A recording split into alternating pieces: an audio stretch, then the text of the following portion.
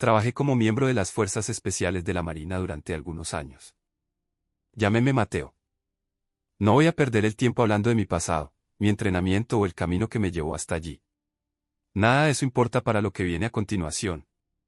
Lo único que cuenta es que formé parte de un trabajo que me llevó a muchos lugares que la mayoría de la gente nunca ve, y ese trabajo me puso en situaciones donde prestar atención a los pequeños detalles no era opcional. La mayoría de los despliegues son exactamente lo que uno esperaría. Largos periodos de preparación, movimiento y espera. Te aprendes las rutas, revisas el equipo, te mueves de una posición a otra y tratas de no crearte problemas. El trabajo premia a quienes mantienen la calma. Notas lo que tienes delante, lidias con ello y sigues adelante. Pasamos mucho tiempo en entornos desconocidos. Junglas, desiertos, montañas, mar abierto. Cada uno tiene sus propios problemas prácticos.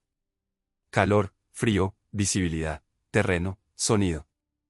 Aprendes cómo esas cosas te afectan a ti y a tu equipo, y después de un tiempo dejas de pensar en ellas conscientemente. De lo que no se habla mucho es de cómo diferentes lugares se comportan de manera distinta, incluso cuando técnicamente no pasa nada malo. El sonido no siempre viaja como debería. La distancia no siempre se siente constante. A veces las cosas parecen más cerca o más lejos de lo que están. A veces, un movimiento capta tu atención sin una razón clara. La mayoría de las veces, esos momentos pasan sin incidentes y te olvidas de ellos más tarde. Ocasionalmente, no es así. No hablo de peligro en el sentido normal. Ni contacto con el enemigo, ni accidentes, ni sustos que se convierten en buenas historias después. Hablo de momentos en los que algo no encaja y no hay una explicación inmediata de por qué. Cuando trabajas en equipo, aprendes rápido a no perseguir cada sensación extraña. Si reaccionaras a todo lo que se siente un poco raro, nunca harías nada. Registras lo que puedes, te mantienes concentrado en la tarea y sigues moviéndote. La mayoría de las veces, esa es la decisión correcta. A lo largo de los años, estuve presente en un puñado de situaciones en las que ese enfoque no resolvió las cosas por completo. Eventos que no escalaron, que no se volvieron violentos y que no terminaron con nadie herido, pero que tampoco encajaban en ninguna categoría que usamos normalmente para describir lo que ocurre en una operación. Lo que hizo que esos momentos fueran diferentes fue lo consistentes que se sentían después. Diferentes lugares. Diferentes condiciones. Diferentes personas. Pero la misma sensación de que algo había ocurrido justo fuera del alcance de lo que estábamos entrenados para notar. Nada de esto interfirió con el trabajo. Completamos las misiones, seguimos adelante y no nos detuvimos a pensarlo. Así es como funciona este empleo. No te detienes a asignar significados a las cosas a menos que exijan una acción. Estas no lo hicieron. No presento esto como una sola historia o una cadena de eventos conectados. Las cosas que escribo no se relacionan entre sí de ninguna manera obvia, y no creo que formen parte de un patrón mayor. Son solo un pequeño número de momentos que permanecieron nítidos en mi memoria mucho después de que todo lo demás se volviera borroso. He tenido tiempo desde entonces para pensar en lo que destacó y lo que no. No en el sentido de intentar resolver nada, sino en el sentido de notar que detalles nunca se desvanecieron. Los que se mantuvieron nítidos nunca fueron los ruidosos o los dramáticos. Fueron los momentos silenciosos donde algo estaba presente, se reconocía y luego se dejaba en paz. Lo que sigue son algunos de esos momentos, escritos tal como los recuerdo. Nada más. El despliegue en Filipinas tuvo lugar a lo largo de la costa sur, en una zona donde la jungla presionaba directamente contra el agua y el suelo nunca terminaba de secarse. Incluso de noche, el aire se sentía espeso. El sudor empapaba al equipo más rápido de lo esperado, y cada paso tenía que colocarse con cuidado para evitar raíces, charcos poco profundos y suelo blando que se hería bajo tu peso. Nos movíamos hacia el interior desde la orilla, en fila india, con suficiente espacio para mantener la visibilidad sin amontonarnos. El agua se quedaba a nuestra izquierda, oscura y de movimiento lento, interrumpida ocasionalmente por manglares que se extendían hacia ella como dedos. A la derecha, la jungla se cerraba casi de inmediato. La visibilidad caía a unos pocos metros en algunos lugares, con una vegetación tan densa que cualquier cosa que se moviera dentro estaría medio oculta a menos que cruzara un espacio despejado. La operación en sí era sencilla. Confirmar lo que necesitábamos confirmar y luego retirarnos por el mismo camino por el que entramos. Sin contacto esperado. Sin presión de tiempo. El tipo de movimiento donde la disciplina importa más que la velocidad. A los 20 minutos, algo a la derecha me llamó la atención. No fue un sonido. Fue un movimiento que no encajaba con todo lo demás. Las hojas se movían sin el retraso habitual. Las ramas se doblaban sin romperse. Lo que fuera que fuese, se mantenía justo dentro de la línea de los árboles, moviéndose en paralelo a nosotros, sin mostrarse nunca por completo. Al principio, asumí que era un animal reaccionando a nuestra presencia. Esa zona tenía mucha fauna. Sin embargo, normalmente los animales huyen en cuanto se dan cuenta de que hay personas cerca. Esto no huyó. Dimos otra docena de pasos y el movimiento siguió con nosotros. Misma distancia. Mismo ángulo. Cuando frenábamos, él frenaba. Cuando nos desviábamos ligeramente para evitar un parche húmedo cerca del agua, él también se ajustaba. No oí la voz de alerta todavía. No había una amenaza repentina, ninguna razón para detener a toda la fila por algo que podría resolverse solo. Entonces cruzó un claro entre dos árboles. Solo un destello al principio. Una forma pasando por un hueco estrecho donde se filtraba la luz de la luna. Capté lo suficiente para registrar que no estaba pegado al suelo. Se movía erguido. Rápido. No brincaba ni trepaba. Corría. Levanté el puño y la fila se detuvo. Todo se congeló. Nadie habló. Nadie cambió el peso de cuerpo. La jungla continuó con su ruido de fondo como si nada hubiera cambiado. Escaneé la línea de árboles cuidadosamente, esperando otro quiebre en el movimiento. Durante varios segundos, no pasó nada. Di la señal de avanzar de nuevo. Tan pronto como dimos el primer paso, aquello se movió también. Esta vez se mantuvo más cerca, cruzando vegetación más delgada donde había menos capas para esconderse. Lo vi más claro. Iba sobre dos piernas. No había duda de eso. La zancada era larga y uniforme, con el torso inclinado hacia adelante mientras corría. Era delgado, estrecho y más alto de lo que debería ser para algo que se movía tan rápido a través de ese crecimiento enredado. La radio hizo clic en mi oído. ¿Estás viendo eso?, preguntó el hombre en punta en voz baja. Sí, dije yo. Eso fue todo lo que hizo falta decir. Aquella cosa se quedó con nosotros un minuto o dos más, manteniendo nuestro paso con total exactitud. Nunca se apresuró. Nunca dudó. Nunca salió de su escondite por completo. Se mantenía lo suficientemente visible como para que yo supiera que estaba allí, y luego se deslizaba tras las hojas las ramas antes de que yo pudiera enfocarme en los detalles. El color se distinguía claramente ahora, verde. No era un verde brillante ni reflectante, era el tipo de verde que se funde con la vegetación hasta que se mueve. Nunca vi un rostro. Nunca vi ojos. Solo un contorno fluido pasando a través de los huecos más rápido de lo que mi cerebro quería procesar. En un momento dado, cruzó un claro más ancho, de unos 5 metros. Ahí tuve la visión más clara que iba a tener, 2 piernas. Postura erguida. Zancada larga. Sin equipo. Sin armas. Sin un patrón de movimiento humano. Presioné mi micrófono de nuevo. No lo sigan. La confirmación llegó con un simple clic. Nadie discutió. Nadie sugirió lo contrario. Unos segundos después, el movimiento cambió de dirección. Simplemente se internó más profundamente en la selva y desapareció, como si hubiera llegado al límite de cualquier línea que estuviera siguiendo. Continuamos con la operación. No hubo más movimiento. No hubo más contacto. Completamos lo que habíamos ido a hacer y regresamos hacia el agua por el mismo camino por el que entramos. Nadie volvió a sacar el tema después. No había nada que añadir. Nada había escalado. No se había requerido ninguna acción. Más tarde esa noche, de vuelta en la zona de despliegue, con el equipo extendido y revisado, el hombre en punta, Lucas, se sentó frente a mí, raspando el barro seco de sus botas con un trozo de metal. No levantó la vista cuando habló. Esa cosa allá atrás, dijo. No era humana. No, respondí yo. Él asintió una vez y volvió a lo que estaba haciendo. Ese fue el final de la conversación. Nos retiramos de esa zona unos días después. No hubo informes similares. No se pasaron advertencias. No hubo indicios de que alguien más hubiera encontrado lo mismo.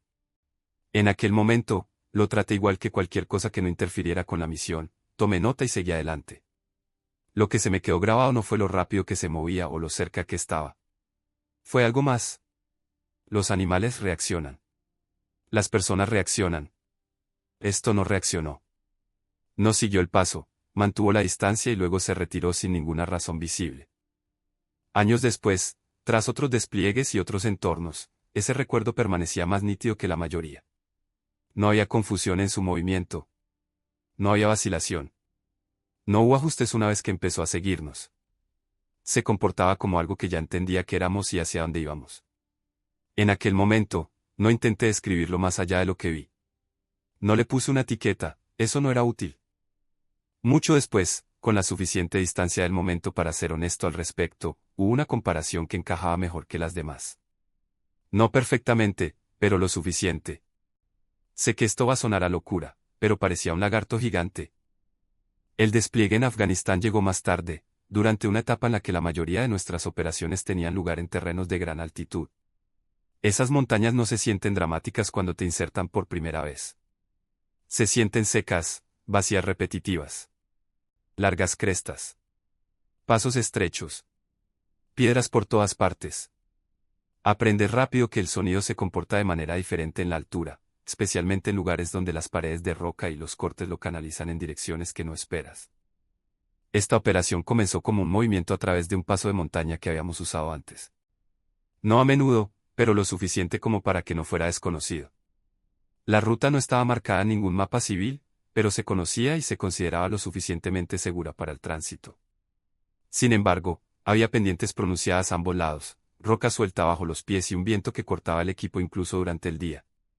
Nos movíamos a media mañana. La visibilidad era buena. Sin problemas meteorológicos. Sin indicios de contacto en la zona. El tipo de movimiento donde tu atención se centra más en el paso y el espacio que en cualquier otra cosa. A mitad del paso, noté los escalones. Al principio, pensé que eran naturales. Las formaciones rocosas en esa región pueden apilarse de formas que parecen deliberadas desde ciertos ángulos. Pero a medida que nos acercamos, quedó claro que no era erosión ni casualidad. Las piedras formaban un camino descendente, tallado en la montaña, estrecho pero consistente en anchura y altura. Iban hacia abajo. No de forma abrupta al principio. Solo lo suficiente como para desviar la mirada del paso y dirigirla hacia el espacio oscuro que había debajo. Frené y levanté la mano. La fila se detuvo. Me agaché y examiné el escalón más cercano.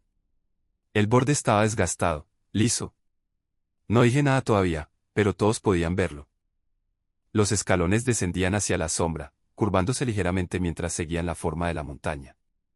El aire que subía desde abajo se sentía más frío. Quieto. Incluso el viento parecía detenerse al inicio de la escalera. Debatimos brevemente por radio si debíamos ignorarlo por completo. No había ninguna razón operativa para bajar allí. Pero tampoco había nada que marcara la zona como restringida o peligrosa. Sin señales. Sin mención en ningún informe previo. Y en ese entorno, las estructuras antiguas no eran algo inaudito. Afganistán está lleno de capas de cosas que preceden a las fronteras modernas por siglos. Descendimos. Los escalones se estrecharon ligeramente a medida que bajábamos, obligándonos a ajustar el espacio entre nosotros. La luz disminuyó rápidamente. Las paredes a ambos lados se elevaron, y la cara de la roca se cerró sobre nosotros. La escalera se abría a una caverna. No era una cueva en el sentido natural. El espacio era demasiado regular. Las paredes se curvaban deliberadamente, formando una cámara amplia que se extendía más allá del alcance de nuestras linternas. El techo se elevaba tanto que el haz de luz no lo encontraba de inmediato. Había marcas en la piedra. No era escritura. Eran tallados. Superficiales, desgastados y repetitivos en patrones que no parecían decorativos. Recorrían las paredes a alturas constantes, como marcadores en lugar de arte. Nos movimos lentamente, escaneando, con las luces barriendo en arcos superpuestos. Sin movimiento. Sin más sonido que el nuestro. Entonces, la estatua apareció a la vista. Dominaba el centro de la caverna, tallada directamente desde el suelo de piedra. Una araña. Tan detallada que los segmentos individuales eran visibles donde la luz golpeaba la superficie. Era enorme. Solo el cuerpo se elevaba por encima de nuestras cabezas. Las patas se extendían hacia afuera, anclándola al suelo de la caverna de una manera que la hacía sentir menos como una estatua y más como algo congelado en el lugar. La superficie era lisa en algunas áreas y rugosa en otras, como si diferentes partes hubieran estado expuestas a condiciones distintas a lo largo del tiempo. La escala fue lo primero que impactó. La artesanía vino después. Quienquiera que hubiera hecho esto sabía exactamente lo que estaba haciendo. Las proporciones eran deliberadas. La postura era deliberada. Esto no era un tallado tosco ni un viejo marcador. La caverna se sentía extremadamente antigua. Empezamos a acercarnos a la estatua cuando alguien me agarró con fuerza por el hombro. Me giré, levantando mi rifle instintivamente, y me encontré cara a cara con un oficial superior de operaciones especiales SO al que reconocí de inmediato. Él no formaba parte de nuestro grupo. No levantó la voz, pero agarró mi equipo y me tiró hacia atrás, hacia las escaleras. Esto está fuera de los límites, dijo. El resto del equipo se congeló, observando. Ustedes no han visto nada, continuó. No hubo explicación. No hubo detalles. Solo esa declaración. Nos movimos. Nadie discutió. Nadie hizo preguntas. Cualquier autoridad que él tuviera era suficiente para que la decisión no se sintiera opcional. Ascendimos rápidamente, y el aire se calentaba a medida que subíamos. El sonido del viento regresó. Las radios volvieron a sonar normales. Cuando llegamos arriba, el paso de montaña se veía exactamente igual que antes. El oficial superior se quedó abajo, fuera de vista. Cambiamos la ruta sin discutirlo. La operación continuó por un camino alternativo que añadió horas a nuestro movimiento. Nadie mencionó la caverna por radio. Nadie intentó volver a visitarla.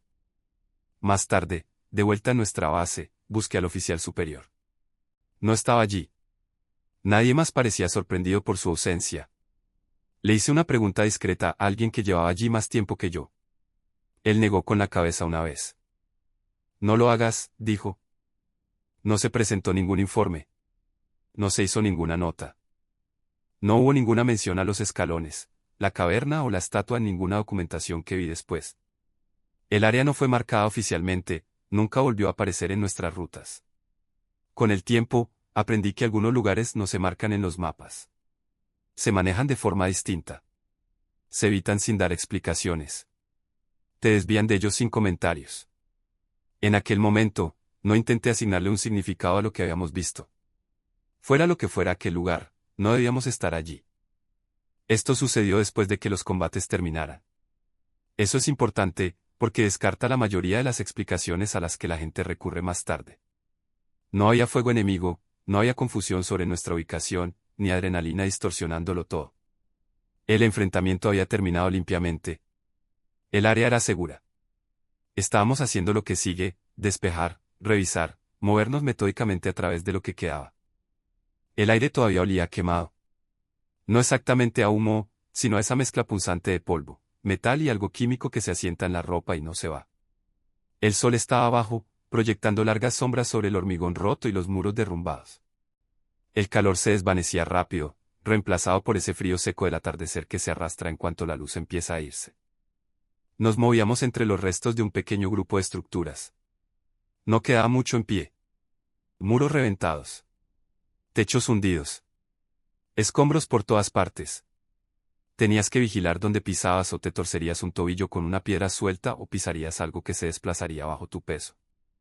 Una ligera niebla empezó a rodar desde las zonas bajas. Se mantenía a ras de suelo, abrazando la tierra, moviéndose lentamente entre los escombros y estancándose en las depresiones poco profundas. Nos desplegamos, manteniendo el contacto visual. Fue entonces cuando noté que el suelo se movía. No temblaba.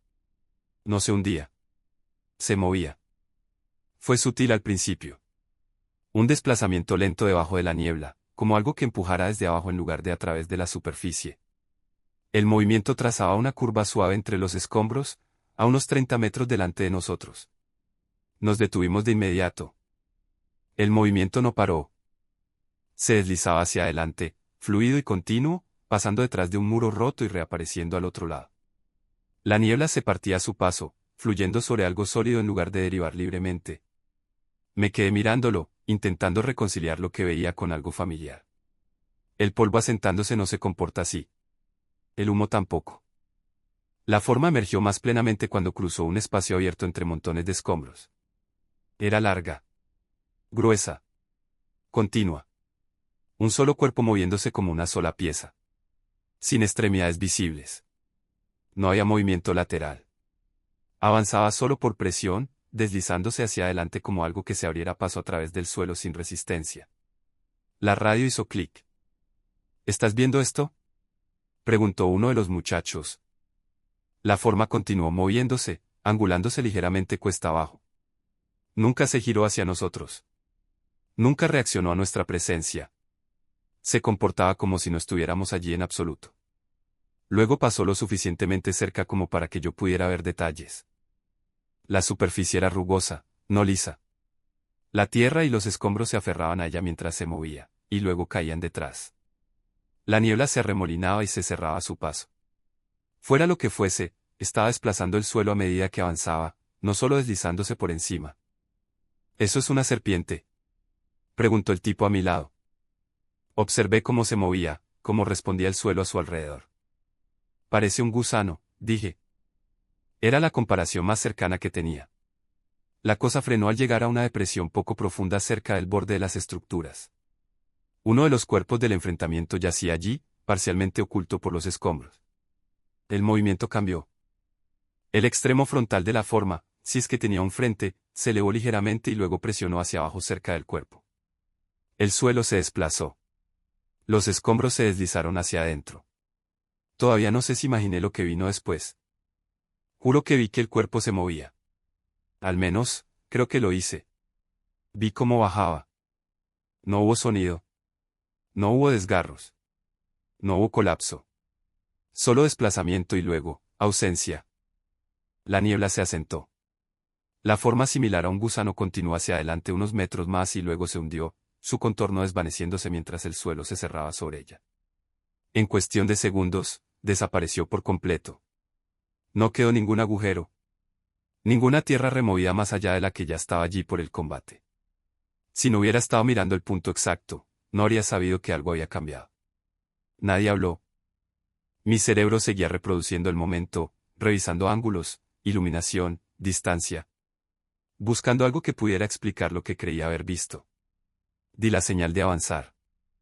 Avanzamos con cautela, caminando por la zona por donde había pasado. El suelo se sentía sólido bajo nuestros pies. Sin puntos blandos. Sin signos de túneles. Sin marcas de arrastre. Nada que sugiriera que algo masivo acababa de moverse a través de él. El cuerpo se había ido. Terminamos de despejar el área sin incidentes. ¿No hubo más movimientos? No hubo más niebla aparte de la que flotaba naturalmente con el aire frío. Esa noche, mientras esperábamos, el mismo tipo que había hablado antes, Elías, se sentó frente a mí. Apoyó su casco en la rodilla y miró al suelo entre nosotros. Esa cosa, dijo. No lo estaba imaginando. Creo que se llevó ese cuerpo. No respondí de inmediato. No lo sé, dije finalmente. Él asintió lentamente. No insistió. Yo tampoco. Esa fue la última vez que hablamos de ello. He reproducido ese momento más veces de las que me gustaría admitir. El cansancio puede hacer cosas extrañas. El humo y la niebla pueden distorsionar la profundidad. Tu mente puede conectar movimientos que no están realmente conectados. Pero dos de nosotros vimos lo mismo. Ambos vimos la forma. Ambos vimos hacia dónde fue. Y el cuerpo había desaparecido después. Las cosas pesadas dejan huellas. Incluso cuando desaparecen bajo tierra, algo queda. Allí no había nada. Fuera lo que fuese esa cosa, pasó, se llevó el cuerpo y se fue. Sucedió de noche, durante un clima tan malo que la mayoría de las unidades habrían pospuesto el movimiento si hubieran tenido la opción. ¿Nosotros no la teníamos? La tormenta entró rápido desde la costa, empujando hacia el interior con lluvias intensas y un viento que aplastaba los matorrales y convertía el suelo seco en barro resbaladizo en cuestión de minutos. La visibilidad cayó a casi nada entre los relámpagos. Cuando el trueno retumbaba, no hacía eco, sino que se extendía por el cielo, largo bajo, como si el sonido no pudiera decidir a dónde ir. Nos movíamos por el terreno. Árboles bajos. Matorrales. Extensiones abiertas interrumpidas por cauces secos y grupos de rocas. No era el tipo de lugar donde pierdes a la gente fácilmente, incluso de noche. El espacio entre nosotros era más cerrado de lo habitual debido al clima, pero manteníamos el contacto visual. Las linternas frontales estaban apagadas, confiábamos en los destellos de los rayos. Fue entonces cuando uno de nuestros hombres desapareció. No hubo gritos. No hubo llamadas por radio. No hubo una ruptura repentina en la formación que hubiera llamado la atención. Un momento estaba allí, moviéndose justo delante y a mi izquierda, y al siguiente, no estaba. Nos detuvimos de inmediato. Conté las cabezas 2 veces antes de decir nada. El mismo resultado ambas veces. Llamamos su nombre en voz baja por la radio. Sin respuesta. Intentamos de nuevo, más alto. Sigue sin haber nada. La lluvia golpeaba tan fuerte que enmascaraba cualquier sonido más pequeño que un trueno. El viento desgarraba los matorrales en ráfagas desiguales, aplastándolos un momento y dejando que volvieran a su sitio al siguiente. Retrocedimos siguiendo nuestro camino exacto. Mismo espacio. Mismo orden. Ni rastro de lucha. Sin equipo tirado. Sin suelo removido más allá de lo que la tormenta ya estaba haciendo por sí sola. Hugo. El tipo que desapareció no era descuidado. No era un novato. No era de los que se alejan o rompen la formación. Además, era grande, 1,95 m, 115 kilos, era de esos hombres que no se mueven a menos que decidan hacerlo. Ampliamos la búsqueda en arcos controlados, manteniendo la línea de visión cuando podíamos. Fue entonces cuando alguien divisó la mochila. Colgaba de un árbol, bastante lejos de nuestro camino, recortada contra el cielo durante el destello de un relámpago.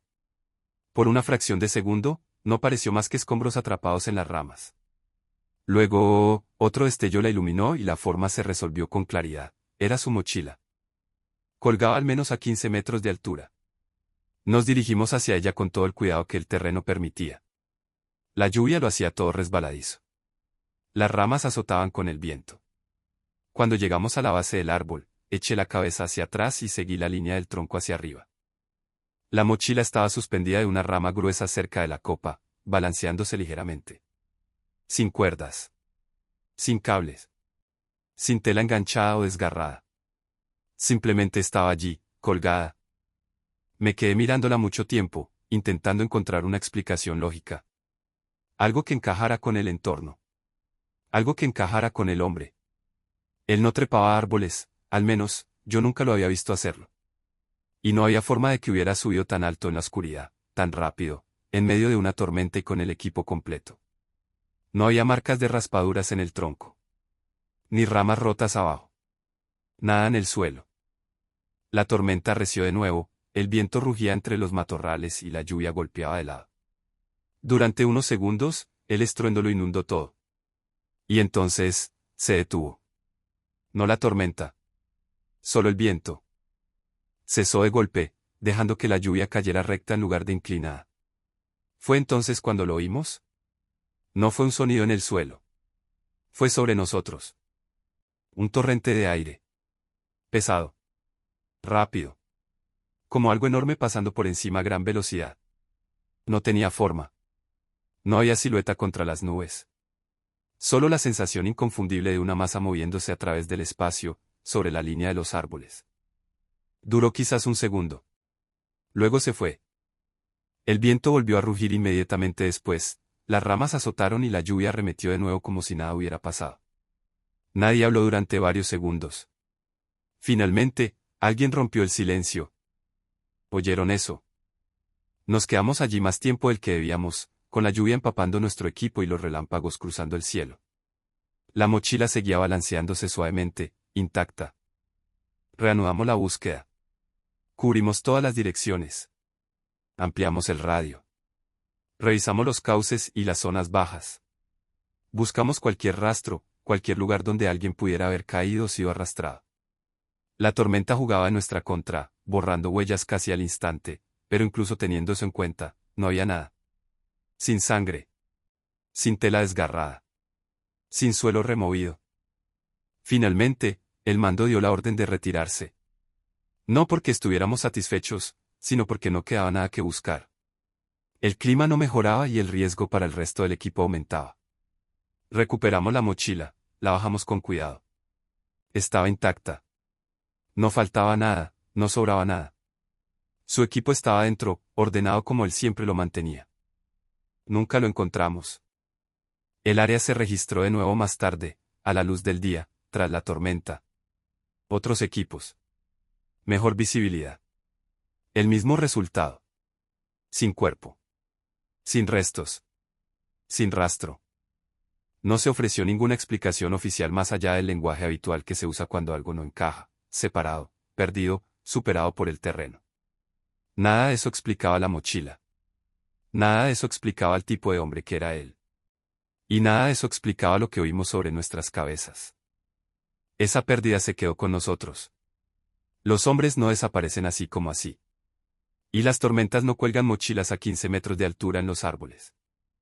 El incidente de Noruega sucedió durante una rotación de entrenamiento en clima frío, de esas que sirven para recordarte lo rápido que un pequeño error se vuelve grave cuando el agua y el frío entran en juego. Estábamos operando en alta mar por la noche, tan lejos que no había luces en el horizonte. Sin rutas comerciales cerca. Sin tierra a la vista.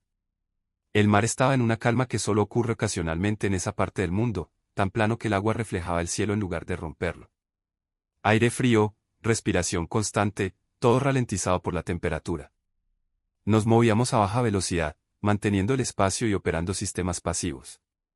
No había razón para hacer ruido. No había razón para tener prisa.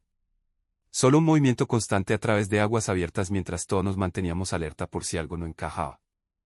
Al principio, todo era normal. El agua rodaba bajo nosotros en oleajes lentos y pesados que apenas se registraban en el casco. Se podía oír más que sentir, un sonido bajo y constante que se fundía con el fondo hasta que dejabas de prestarle atención. Eso cambió cuando el agua debajo de nosotros se oscureció. Fue un cambio gradual en el tono, como una sombra pasando bajo un cristal. Al principio, asumí que era una ballena. Tenía sentido, la región alberga vida marina de gran tamaño, y las ballenas emergen y se sumergen sin previo aviso. Su masa puede distorsionar los patrones del agua de formas que parecen poco naturales si no te lo esperas. Ajusté mi posición y me incliné un poco, intentando conseguir un mejor ángulo. La forma debajo de nosotros era enorme. No era larga y estrecha como la mayoría de las ballenas. Era ancha. Lisa. La superficie no rompía el agua, se mantenía justo debajo, moviéndose tan lentamente que el desplazamiento era casi imperceptible. La forma frenó. Y luego, se detuvo. El agua sobre ella se aquietó de una manera que captó mi atención de inmediato. El movimiento natural del mar no se reanudó. Era como si algo sólido hubiera presionado hacia arriba y se hubiera quedado allí. Todavía estaba pensando en una ballena cuando el ojo se abrió. No hubo preámbulo. Ni una onda. Solo una lenta separación en la oscuridad bajo la superficie, revelando un único y masivo ojo que miraba directamente hacia arriba. Estaba posicionado en la parte superior y en el centro del cuerpo, orientado directo hacia nosotros. Lo primero que registré fue el color, rojo. Un rojo brillante, profundo y saturado, como algo iluminado desde adentro en lugar de reflejar luz externa. Su superficie era lisa y húmeda, atrapando la poca luz ambiental que había y doblándola de una forma que hacía difícil juzgar la profundidad. Entonces me golpeó la escala. El ojo por sí solo era colosal. Más tarde, cuando intenté ponerle números, 15 metros de diámetro fue la estimación más cercana que no se sentía exagerada. Ocupaba casi todo el espacio visible bajo nosotros, extendiéndose más allá de los bordes del bote. No se distinguía ninguna pupila. No parpadeaba. Simplemente se abrió y permaneció abierto. Nadie se movió. Sentí el instinto de dar un paso atrás, aunque no había dónde ir. El aire frío se sintió más afilado de repente, como si mis pulmones hubieran decidido recordarme exactamente dónde estaba. El agua alrededor del ojo permanecía extrañamente quieta. Sin burbujas. Sin romper la superficie. Solo esa masa colosal manteniendo su posición debajo de nosotros, tan cerca que, si hubiera emergido, habría desplazado el bote sin el menor esfuerzo. Alguien detrás de mí soltó el aire lentamente. Durante unos segundos, esperé a que reaccionara. Que el ojo siguiera nuestro movimiento. Que el cuerpo se desplazara. Cualquier cosa que sugiriera que era consciente de nuestra presencia de una manera que requiriera una acción por nuestra parte. No pasó nada. El ojo permaneció abierto, fijo, sin parpadear. Si nos estaba mirando, no había forma de saberlo. Entonces, el ojo empezó a cerrarse. A medida que lo hacía, el agua sobre él volvió a oscurecerse, recuperando su tono anterior. La quietud se rompió. Pequeñas ondas se extendieron hacia afuera, luego otras más grandes, como si el mar hubiera recordado cómo se suponía que debía comportarse. La forma bajo nosotros empezó a hundirse. La sombra se volvió más profunda, más amplia, y luego se estiró hacia abajo hasta desvanecerse en la oscuridad. Sin estela. Sin turbulencias. Sin señales de alteración más allá de lo que ya habíamos visto. Finalmente, el oficial superior dio la orden de continuar. Y lo hicimos. El resto de la noche pasó sin incidentes. No hubo más movimientos. La forma no regresó. El mar permaneció en calma durante todo el camino de vuelta. Lo reproduje en mi cabeza después, muchas veces. Nunca volvimos a encontrarlo. Ni en esa zona, ni en ningún otro lugar. Nunca vi otro ojo como ese. Pero a veces pienso en ese momento cuando estoy cerca de aguas abiertas, especialmente de noche. Porque fuera lo que fuese esa cosa, existía allí mucho antes de que pasáramos por encima, y tengo la sensación de que sigue allí hoy en día. Dejé el servicio activo hace años. No fue por nada lo que he contado en esta historia. Mi tiempo terminó de la misma manera que termina para la mayoría en este tipo de trabajo. Las rotaciones acaban. Los cuerpos se desgastan. La vida sigue adelante. Empacas lo que puedes cargar y dejas el resto atrás. La mayor parte de lo que recuerdo de esos años se mezcla ahora en mi mente. Los días, los informes, los lugares. Mucho de eso se desvanece, como debe ser. Es normal. No necesitas aferrarte a cada detalle para saber quién fuiste o qué hiciste. No pienso en los momentos de los que he hablado todos los días. No los conecto entre sí. No busco patrones. Ese tipo de pensamiento no lleva a nada útil. Lo que sí pienso, ocasionalmente, es en lo fácil que es asumir que las cosas desconocidas se comportan de la misma manera que las familiares. La mayoría de las veces, esa suposición funciona. Los animales actúan como animales. El terreno actúa como terreno. El agua se comporta como agua. Sin embargo, a veces te encuentras con algo que no reacciona en absoluto. No escala. No se retira. No te reconoce de ninguna manera que encaje con tus expectativas. Simplemente existe junto a lo que estás haciendo, brevemente, y luego se va. Nunca me sentí perseguido en ninguno de estos momentos. Nunca me sentí cazado. Incluso en Somalia, cuando uno de los nuestros desapareció, no hubo sensación de persecución después. Sin seguimiento.